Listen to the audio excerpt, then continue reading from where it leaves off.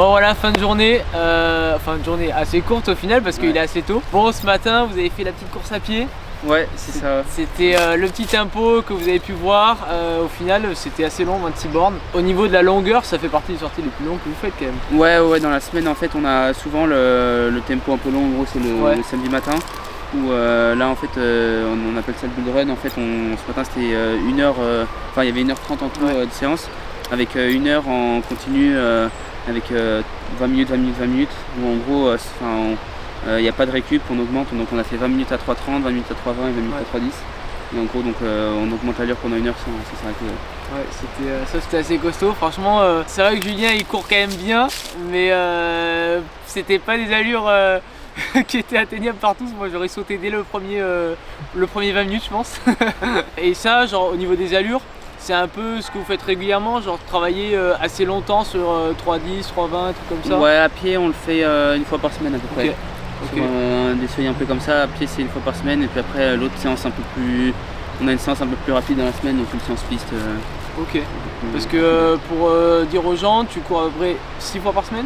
Ouais, c'est ça, 6 fois par semaine. Ouais, 5 ou 6 fois, ça dépend. Et combien de footing, combien de séances? Environ 2 séances et puis 4 footings. Ok. On en avait discuté un petit peu hier, mais au niveau des bornes, ça représente pas énorme, entre 60 et 70, ou peut-être entre 60 et 80 pour prendre une grosse fourchette. Ouais, c'est rare que ça soit au-dessus de 70. Okay. Là, depuis le début de l'hiver, j'étais plutôt entre 60, autour de 65 de moyenne quoi. Okay. Parfois à 70, mais 65, 70 par là. Le niveau sur 10 est aberrant proportionnellement au niveau de kilomètres. Après ça, du coup, cette fois pas de vélo.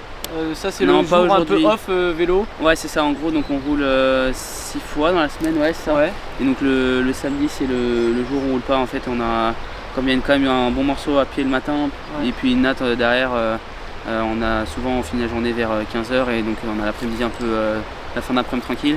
Et puis par contre on a une séance un peu plus longue, un peu plus dure le dimanche matin en vélo, donc on a un jour sans vélo juste avant. Ouais. Et demain là, parce que demain, pour vous dire, tu refais tu refais une course à pied et un vélo du coup. Ouais, c'est ça. Demain en gros on a un vélo un peu long le matin, on a 4 heures avec en gros chaque semaine la séance à l'intérieur change, mais donc on a 4 heures avec en général 1 heure de travail vraiment avec des intensités plus hautes, autour de, souvent c'est un peu pareil qu'à pied, le samedi c'est autour des premiers, deuxième seuil. Ouais. Et donc c'est un peu plus. Et au niveau course à pied là c'est un petit 10-12 bornes quoi. Ouais, c'est ça, il y a 50 minutes de footing. Okay. On vient juste de revenir de la natation, comme vous avez pu voir. Moi j'ai fait que 2000 mètres, je savais très bien que j'allais pas faire. Je m'étais peut-être chauffé à faire 2500 mètres, mais en fait 2000 mètres, quand ça fait longtemps que t'as pas fait de natation, c'est vraiment dur. Et vous avez pu voir, de toute façon on en parlera un petit peu en plus en détail, mais vous avez pu voir à quel point la différence de glisse, de tout est folle quoi. Il y a des fois où tu me dépassais et je regardais, t'avais même pas les jambes. Ouais. Moi j'avais les jambes, les bras. Parce que pour savoir, moi j'ai fait un petit peu de natation 2 fois par semaine pendant 1 an, donc je sais nager quoi. Mais quand t'as pas travaillé la technique, etc. Et comparé, et encore, je compare même pas aux nageurs, même rien que comparé à vous, c'est un truc de fou. Moi en tout cas j'ai un petit niveau en natation, ce qui est loin d'être incroyable quand tu compares par rapport à des nageurs. Ouais, parce que pour toi c'est une lacune la natation. C'est ça, en natation, c'est une lacune. Ouais, c'est ça qui est fou, et franchement le niveau est assez fou déjà. Et j'imagine même pas des gars comme Vincent Louis, des gars comme ça, Léo Bergère, qui nage très très fort et qui sort tout le temps, comme on peut voir sur les JO typiquement, Léo Bergère qui sort pas loin de la tête. C'est encore un gap au-dessus. Ouais, c'est ça, tu vas travailler. Ouais. Voilà. Là on va parler un petit peu plus en détail du triathlon en général, parce que au niveau déjà du palmarès, est-ce que tu peux nous dire ce que tu as fait déjà? Parce qu'il faut savoir que tu es un 2005, c'est ça. Donc tout jeune, une petite pépite montante comme on dit. Qu'est-ce que tu as fait un petit peu pour les gens qui ne connaissent pas? Parce qu'au final, on connaît souvent, je pense qu'on connaît beaucoup les triathlètes qui sont un petit peu sous les feux et qui ont participé au JO actuellement. Mais toi tu es un petit peu on va dire, tu vas pas le dire toi, mais tu es un peu l'étoile montante quoi. Il y en a plein des étoiles montantes. Ouais, mais quand même au niveau des résultats déjà cette année, tu as fait quoi un petit peu? Donc du coup cette année j'ai fait mon principal résultat on va dire sur je fais champion du monde junior en fin d'année en octobre dernier. Puis après j'ai fait vice-champion d'Europe aussi. Sur les 2 dernières années aussi j'avais fait un peu de course sur route. sur 5 et 10 bornes Un route. peu d'athlète. Dis combien t'as fait sur 10 bornes route? Et du coup j'avais fait un record de France junior qui est plus d'actualité maintenant, mais un record de France junior sur 10 km route en tout début de junior, catégorie junior. Et puis là, plus récemment, l'année dernière, en février, un record de France junior aussi sur 5 km route, qui est toujours d'actualité. Qui n'a pas été toujours battu. Ouais, j'espère, hein. Peut-être pour bientôt, mais ouais. j'espère pas. Donc on peut dire que ouais, au niveau course à pied, c'est clairement ton point fort. Est-ce que tu peux nous dire un petit peu comment tu organises tes journées dans la semaine? Parce que tu t'entraînes, tu triples quasiment tous les jours au final. Ouais, c'est ça. En gros, on a à peu près... en gros du lundi au vendredi on fait tous les jours et puis juste le week-end comme je te le disais, comme on a quand même des bonnes intensités à pied et en vélo, on a que des entraînements. Enfin, quand tu fais 4 heures de vélo, si tu triples, c'est une bonne journée. C'est pour ça qu'on a que 2 entraînements le week-end, mais sinon c'est on triple tous les jours. Ok, ça fait quand même un gros volume horaire. Là actuellement, tu me disais hier, tu es environ à 25 heures quoi. Ouais, c'est ça, environ ça, autour de 25 heures par semaine. Et globalement, tu essaies de tourner toujours pareil ou il y a des semaines où tu es quand même beaucoup moins Est-ce que tu fais des semaines un peu d'assimilation où tu mets quand même moins de volume quoi Alors ça va être... en gros, j'avais l'habitude d'en faire l'année dernière, on va dire. Okay. Là, depuis que j'ai rejoint du coup sur Turbo Club à Saint-Raphaël, c'est pas la même méthode de travail. Okay. En fait, on est plus constant sur des volumes à peu près, des volumes similaires sur les semaines. Okay. Et puis les semaines un peu d'assimilation, ça va être avant les courses quoi. Okay. Sinon on va pas avoir trop de relâche. Et tu ressens pas trop le besoin d'avoir une petite semaine un peu off de temps en temps ou alors, non, franchement souvent c'est après les courses, on a quand même quelques jours un peu plus cool. Okay. Puis là par exemple tu vois à Noël c'était un peu plus tranquille on va dire. Ouais. Mais sinon après ça va.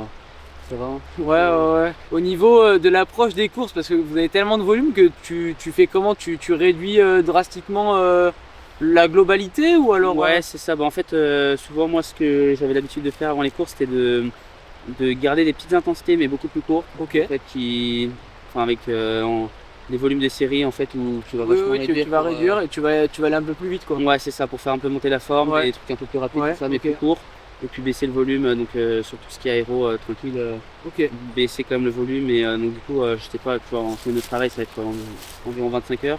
Et du coup, je pense qu'une semaine avant course ça va être autour de une quinzaine d'heures, je pense. Ok. Et en veille de course, tu fais quoi? Parce que du coup, tu as 3 trucs.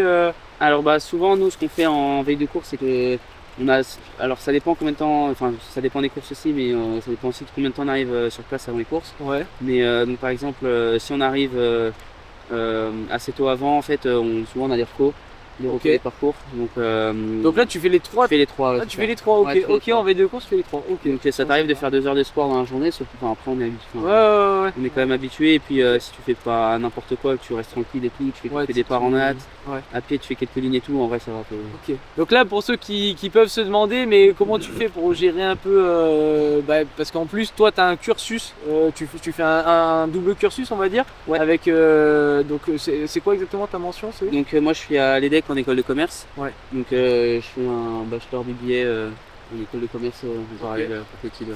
Et donc tu fais tout à distance forcément? Ouais, c'est ça, en distanciel. T'es jamais en présentiel? Juste pour mes examens. Ok. Parce que en gros, l'école elle est à Nice. Ok. Moi je suis sur Saint-Raphaël, donc il y a quand même 1 heure de transport. Ouais. Et en fait c'est pas possible de... Et en cours en présentiel, c'est compliqué. Et là, tu as fait tes examens du coup avant Noël Ouais, j'avais fait mes examens, ça va, ça l'a fait, j'avais validé la matière que j'avais présentée. Ok, ça marche. Pour ceux qui se demandent, parce que là, en études supérieures, tu peux avoir les aménagements, ok, mais au lycée, on en parlait justement hier, tu faisais comment du coup? Au lycée, j'ai essayé de me débrouiller un peu comme je pouvais. J'avais pas trop d'aménagement, donc je m'entraînais le soir après les cours ou le week-end ou le mercredi j'en étais plus. Mais c'était un peu, du coup je m'entraînais moins forcément et plus de la qualité que de la quantité.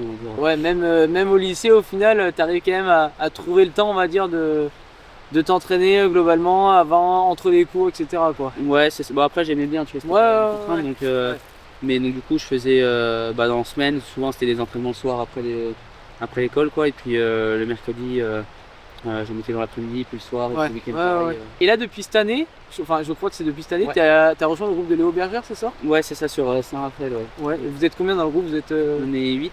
On est 8 dans le groupe, Donc il y a Léo Bergère que tout le monde connaît, Léonie Perriot, sur WTCS aussi, Tom Richard, Guillaume Hay, Aurélien Gemme, Yanis Seguin, qui va devenir très fort je pense aussi les prochaines années, Tom Zinc, le partenaire d'entraînement de Léonie.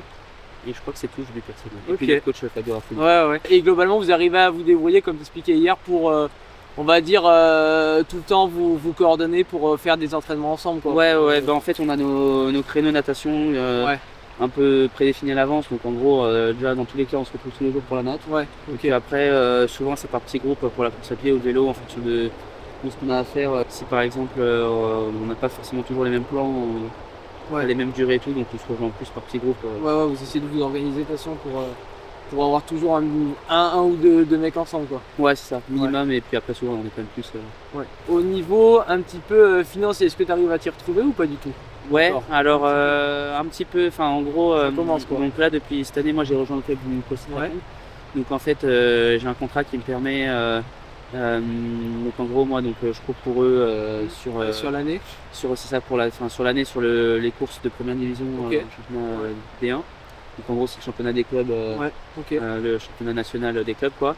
Et puis donc moi je dois courir plusieurs fois dans l'année pour eux sur ces courses-là. En gros c'est eux qui te demandent et toi tu dis si tu peux ou pas, quoi. Non, en gros c'est dans le contrat, je dois en faire. Ah d'accord, plusieurs dans l'année, je dois me rendre disponible pour faire les courses dans l'année. Et pour l'instant t'as que eux ou t'as autre chose aussi, t'as d'autres marques? J'ai un petit peu avec les X. Un petit peu voilà. Pas un gros contrat pour l'instant. Et puis après j'ai surtout mes parents qui m'aident. Un tout début quoi, mais au niveau des résultats, il va falloir faire des résultats chez les grands, quoi, maintenant. C'est ça, c'est le but, parce que c'est bien d'être fort en junior, mais. Et pour ceux qui ne savent pas, au niveau typiquement quand on voit les mecs là comme Léo Berger, Vincent Louis et tout, après ils en vivent très bien, quoi. Normalement c'est ça dépend en fait ça des contracteurs, il y a les prize money aussi, mais il y a aussi pas mal le côté après un peu comment tu vas réussir à gérer le reste à côté, quoi. Je pense que ça reste similaire globalement à l'athlète, quoi. Ouais, c'est un peu pareil. T'es pas joueur de foot donc t'as pas. Ouais, c'est ça. Mais ça va, Prochainement, ton objectif déjà, le prochain objectif? Alors du coup moi là le prochain, je fais ma rentrée cette année sur la Coupe d'Europe de Carpera. Donc le 29 mars au Portugal. Et puis, donc là, faut savoir que tu fais ta rentrée, mais chez les grands là. C'est ça, ouais. C'est en espoir, catégorie espoir, mais par contre, comme avec les élites, comme en athlète chez les élites, quoi. Ouais, donc là, ça va. Toute première course en plus. Et nouveau format, parce que toi, le format que tu avais l'habitude de faire, c'est quoi? Ouais, c'est ça, nouveau format aussi. En gros, moi, nous, on court plus sur distance S. Donc c'est autour d'une heure d'effort. Puis là, c'est distance olympique, en gros. Avec 1500 mètres de natte, 40 bornes de vélo et puis 10 bornes à pied. Donc là c'est le nouveau format aussi, c'est la première fois que je cours dessus. Et on va dire à l'année, ton objectif principal là c'est quoi? Là comme je découvre un peu cette catégorie, le niveau élite entre guillemets, le but ça va être de prendre l'expérience un peu. Je me suis pas trop mis de résultats fixes en objectif comme ça peut être les années précédentes. Mais le but ça va plutôt être de prendre l'expérience. Donc la première année un petit peu découverte, quoi, on va dire. Ouais, c'est ça, de découvrir, et puis si je peux me qualifier aux Europes au monde du 23, ce serait vraiment cool. Et aussi en D1, sur le championnat aussi de D1 en individuel et puis avec le club aussi de performants. Au niveau des modalités de qualif, c'est soit en place, soit un temps, c'est ça? Ouais, en fait c'est sur les coupes d'Europe. En gros, en fonction du niveau de la course, vous avez clippé, en fait, ils appellent ça. Il y a des critères de place à faire en fonction de chaque coupe d'Europe, quoi. Il faut que tu sois top combien à peu près là pour passer? Ouais, ça dépend de toutes les courses. En fait. Ah, ça dépend de toutes les courses. Ouais, en fait, ça dépend vraiment du niveau de la course. Sur certaines courses où c'est très relevé, tu peux faire un peu plus loin. Et sur certaines où il y a moins de monde, il faut vraiment être devant pour. C'est quand même assez dur d'avoir les critères. Surtout que là, c'est les critères espoir du coup là. Ouais, c'est ça. C'est les critères. Ils viennent de sortir là, mais j'ai vu que c'était un peu forcé quand même. J'imagine. Et en France actuellement là, en espoir, tu penses que tu te situes à peu près dans les combien là? Si tu as une fourchette un peu à Ouais, c'est dur à dire parce qu'il y a pas mal de gars vraiment forts quand même. Je sais qu'on est pas mal, Est-ce qu'il y a un mec, parce que pour le coup, en espoir, je suis pas trop à la page, est-ce qu'il y a un mec qui vraiment surclasse un peu en ce moment, ou c'est vraiment. Le niveau reste à peu près similaire entre plusieurs gars? Ouais, je dirais que en fait il y avait des très bons gars là qui viennent de sortir d'espoir, qui sont plus espoirs.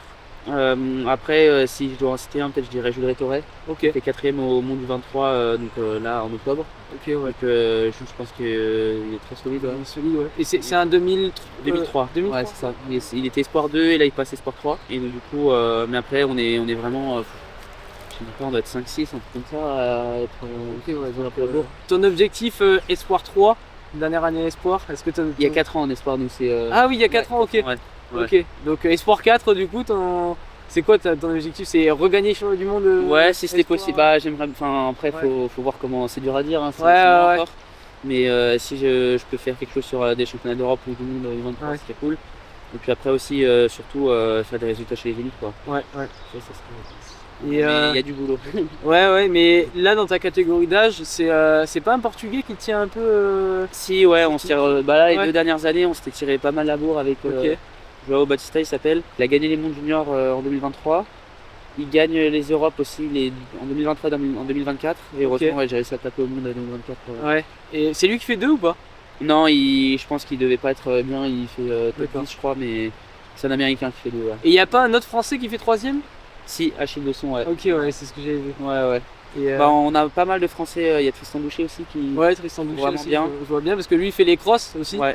Ouais. Très costaud en cross. On a pas mal de. Enfin, la génération aussi, là, 2006, ouais, ils sont assez costauds, ouais. Ah ouais, ce qui monte c'est pas mal aussi. Ouais, bah, dans la même année, t'as, je sais pas si Martin Hübner, que tu Ah ouais. Martin Effectivement. Hübner, Tristan Boucher, Achille Besson, c'est Ok. une belle année, ouais. Là pour toi, parce que t'as déjà fait les France de cross, il me semble. Alors, ouais, je les ai fait une fois. Une fois, En ouais. gros, c'était en KD2, je crois. J'avais fait une année blanche un peu en KD1, je m'étais fait. Une blessure. Ouais, c'était au Schletter ou un truc comme ça. Ok. Et donc, en gros, j'avais fait une année sans courir, et puis c'était l'année un peu où je reprenais. Ok. Et donc là t'as fait les crosses et là Ouais. dans ton programme il n'y a pas les crosses de prévu, on ne verra pas sur cross. Non, bah j'aurais bien aimé. Ouais. C'est vrai que ça fait un moment que j'ai pas fait de cross, mais en gros là la priorité c'est vraiment le tri et puis essayer plutôt de bien bosser en hâte et en vélo. Ouais. Je me dis là même tout ce qui est course sur route et tout pour l'instant je vais peut-être un peu mettre de côté. Et est-ce qu'on t'y reverra un moment sur cross ou pas? Je Peut-être. peux pas dire. Ouais. Sûrement je pense ouais. Sur route tu laisses de côté un peu pour l'instant. Là cette année ouais quand même. Cette année ouais. et puis enfin le but c'est vraiment de progresser en triathlon et puis surtout en natation et en vélo. Ouais. Et aussi à pied forcément parce que ça coûte quand même fort maintenant. Mais bon après si dans la préparation les prochaines années tu vois ça peut rentrer un peu comme séance ou quoi, Ouais. ça peut être cool. Ouais. Et le duathlon ça te tente pas? Ah non pas trop. Non, pas trop. Non, Ok. non. Enfin c'est cool hein, c'est pareil dans une prépa hivernale Ouais. Et c'est quoi qui te correspond pas trop dans le duathlon du coup? moi c'est que je sais pas moi je suis pas super fort en natation tu vois mais Ouais. j'aime quand même je trouve qu'il y a plus de challenge quoi parce que Ok. en duathlon c'est souvent des Ouais. tu vois tu cours bien en vélo tu es dans le groupe et puis Ouais, tu c'est cours vrai. et voilà tu Ouais. donc Ok. c'est plus sélectif le triathlon quoi. Du fait qu'il y ait 3 sports Donc on te verra pas trop sur duathlon quoi.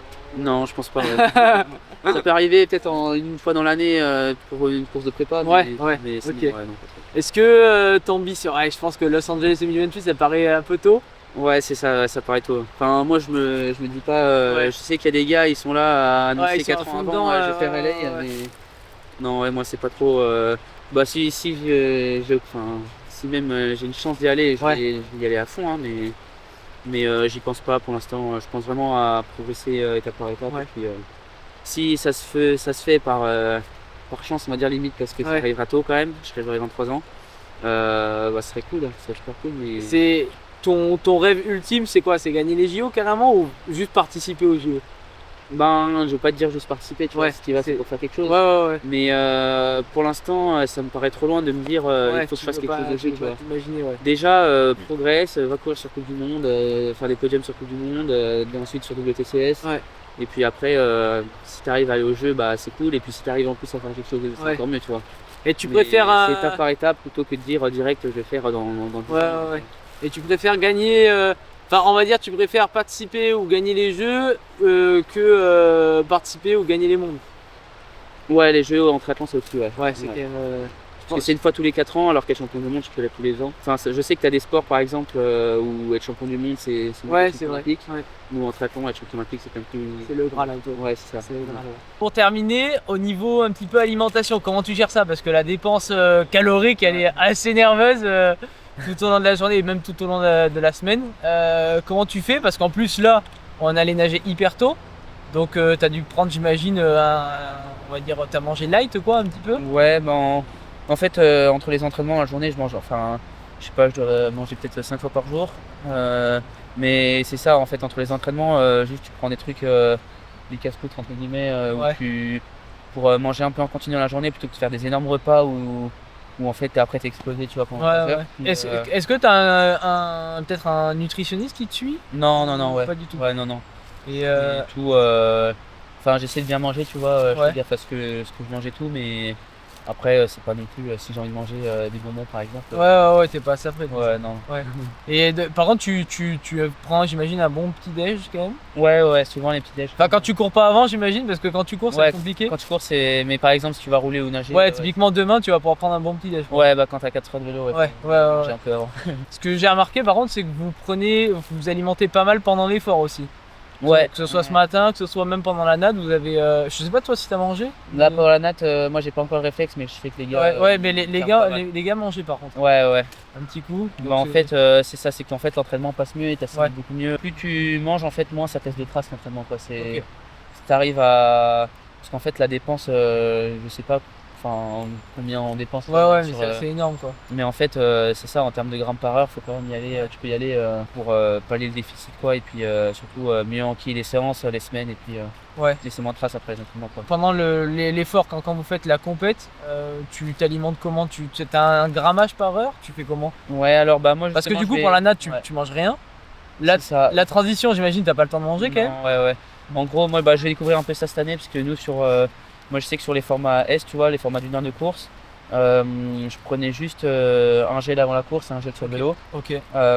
Puis là, en discutant avec du coup les gars un peu plus expérimentés que moi, je sais quand même sur du coup, une distance olympique, ça dure environ 1h50, tu vois. Ouais. Je prends quand même, je sais plus en grammes par heure, il m'avait dit à combien ils étaient, mais j'ai pas retenu. Mais je crois qu'il faut quand même, enfin, c'est quand même pas mal. En général, je sais pas si c'est comme entre elles, mais je pense entre 60 et 100 quoi. Ouais, bah ça dépend, ça dépend de qui fait quoi, mais je sais qu'entre elles, maintenant ça monte même au-delà des 100 grammes, et même en cyclisme, ils sont au-delà des 100 grammes. Donc j'imagine que ça va se. Ouais, c'est ça, je sais que c'est 3-4 gels par sur un c'est ça pour 2 heures. Enfin, ça dépend du grammage des gels et tout, mais je sais que c'est donc en gros.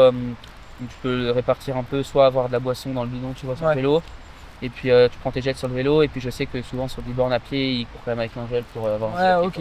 Est-ce qu'il y a des fois où tu te dis, en vrai, pour m'habituer pendant la course, je prends pas, je m'alimente pas pendant l'entraînement, ou alors vraiment tu Non, ouais, du tout. Bah, c'est comme si tu dis, je me prive de dormir pour c'est pour sûr. essayer d'être plus fort. En fait, non, ça marche pas comme ça. Justement, en fait, plus ton corps on va dire, tu le fais mal à l'entraînement, tu vois déjà, donc faut pas non plus traumatiser comme ça.